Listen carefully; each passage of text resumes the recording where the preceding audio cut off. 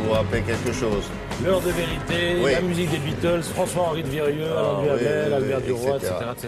Bon, et nous, on commence par qui? Eh bien, séduisant, spectaculaire, victorieux, bref, en un mot, épatant. 3-0 contre l'Arménie. Franchement, il n'y a que le foot qui fonctionne en ce moment en France, parce que quand on regarde les unes de la presse, on a l'impression que le pays est devenu une usine à problèmes. Problème de budget, la Commission européenne se penche dessus aujourd'hui et menace de le retoquer.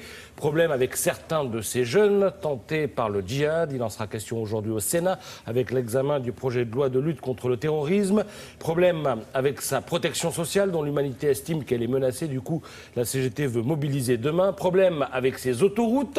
Elles sont trop chères et là, il y a un problème dans le problème, un problème royal. La ministre proposait que les autoroutes soient gratuites le week-end. Valls l'a remise à sa place. Et en fait, cette proposition n'avait sans doute d'autres objectifs que de faire oublier la capitulation de Madame Royal sur l'écotaxe, une affaire qui va coûter près d'1 milliard d'euros, 800 millions d'indemnités de rupture de contrat et puis 16 millions de loyers par mois non payés depuis mars dernier. Démonstration ce matin en longueur dans le Canard enchaîné. Alors, vous trouvez peut-être que la France est un pays bizarre, mais il y a bien pire. Vanity Fair nous emmène à la découverte du plus étrange des pays, la Corée du Nord. Alors l'idée de Vanity Fair, eh bien, c'est de faire témoigner tous les Français qui ont mis le pied sur place, car mine de rien, il y a pas mal de passages là-bas. Alors au parloir, Serge Moati, le 14 février 1981, donc quelques semaines avant son élection à la présidence, François Mitterrand se rend sur place. Il est accueilli comme le futur président. À l'arrivée, une foule stupéfiante chante en français « Bienvenue au grand leader ». Alors Moati voit Mitterrand et Gaston Defferre qui l'accompagnaient monter dans une limousine noire aux vitres fumées. La voiture démarre et là, un coup de sifflet.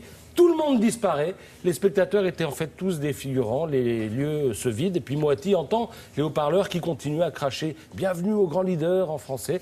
En fait, c'était du playback et toutes les fleurs étaient en plastique. Moati est allé vérifier. Alors, un entrepreneur explique comment ça se passe à l'arrivée sur place. Eh bien, dès l'atterrissage, on vous dépossède de votre téléphone, de votre ordinateur, de votre tablette, de votre appareil photo, ainsi que de votre passeport et de votre billet retour. Nathalie Péchala, la patineuse qui est allée sur place, témoigne également. Elle se le rappelle encore, son séjour là-bas. Elle dit « Je me suis dit que j'allais mourir ici.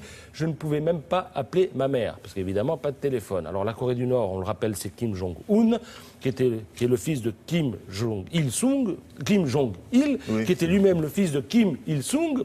D'accord, ce film. Lequel fait l'objet d'un culte de folie sur place. Il a disparu là, pendant quelques semaines, là. Lui. Oui, le dernier, oui, on ne sait pas trop comment il est en ce moment. Il n'était pas très bien, oui. Mais alors là, je vous parle du grand-père, parce qu'un homme d'affaires raconte cette étape obligatoire qu'est le palais où se trouve le mausolée de Kim Il-sung. Le stylo est tombé, c'est pas grave. Il faut passer par plusieurs sas de décontamination avec plusieurs niveaux de tapis pour s'essuyer les pieds. Ensuite, on pénètre dans une salle avec de l'air pulsé. Ensuite, des personnes avec des aspirateurs enlèvent la poussière que vous pouvez avoir sur votre costume, parce que quand vous allez vous approcher de la momie, il ne faut surtout pas détériorer les choses. Mais avant d'arriver à la momie, il faut emprunter un long trottoir roulant sur lequel il est interdit de marcher. Vous restez immobile, comme ça, sur le trottoir roulant, pendant 5 minutes. Voilà. D'autres photos dans Vanity Fair, notamment celle du musée de la guerre avec un Kim Jong-un qui tient une arme en plein centre du bâtiment. C'est ravissant. Pas chargé du tout.